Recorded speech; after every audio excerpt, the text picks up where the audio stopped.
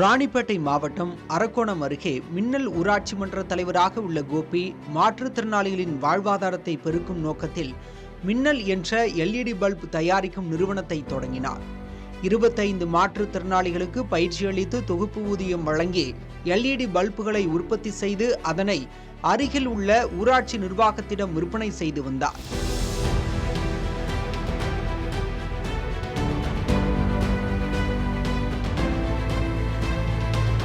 இதை அறிந்த மாவட்ட ஆட்சியர் சந்திரகலா இங்கு உற்பத்தி செய்யும் பல்ப் வகைகளில் உள்ளாட்சி அமைப்புகளுக்கு தேவையானவற்றை கொள்முதல் செய்வதற்கான ஆணை பிறப்பித்துள்ளார்.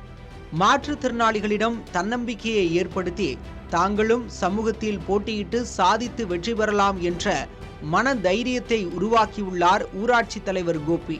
இங்க எல்லாமே மாற்றுத்திறனாளியா இருக்கிறதுனால எங்களுக்கு ஒரு ஃபீலிங் இல்லாம எந்த கஷ்டமும் இல்லாம சந்தோஷமா ஒரு ஃபேமிலியா நினச்சிட்டு அக்கா தங்கச்சி இந்த மாதிரி எல்லாரையும் நினச்சிக்கிட்டு தான் நாங்கள் வேலை செய்கிறோம்.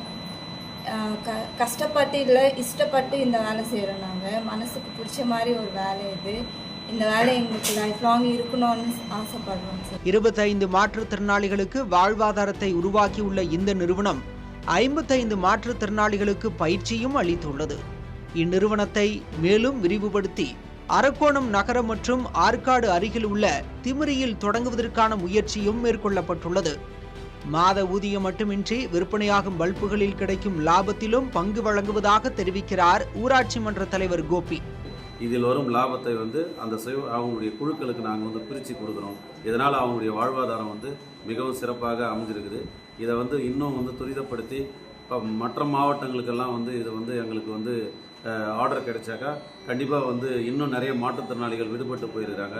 அவங்களுக்கும் ஒரு வேலை வாய்ப்பை உருவாக்கி கொடுத்து அவங்களுடைய வாழ்வாதாரத்தில் நாங்கள் நல்லா சிறந்து இருக்கணும் அப்படின்றதுக்காக பல்வேறு முயற்சிகளை நாங்கள் எடுத்துட்டு வரோம். கைத்தொழில் ஒன்றை கற்றுக்கொள், கவலை உனக்கில்லை ஒத்துக்கொள் என்று நாமக்கல் கவிஞர் ராமலிங்கம் பிள்ளை கூறியதை பின்பற்றி கைத்தொழில் மூலம் தன்னம்பிக்கையுடன் எதிர்நீச்சல் போட்டு வாழ்வில் முன்னேறி வருகின்றனர் இந்த மாற்றுத்திறனாளிகள்.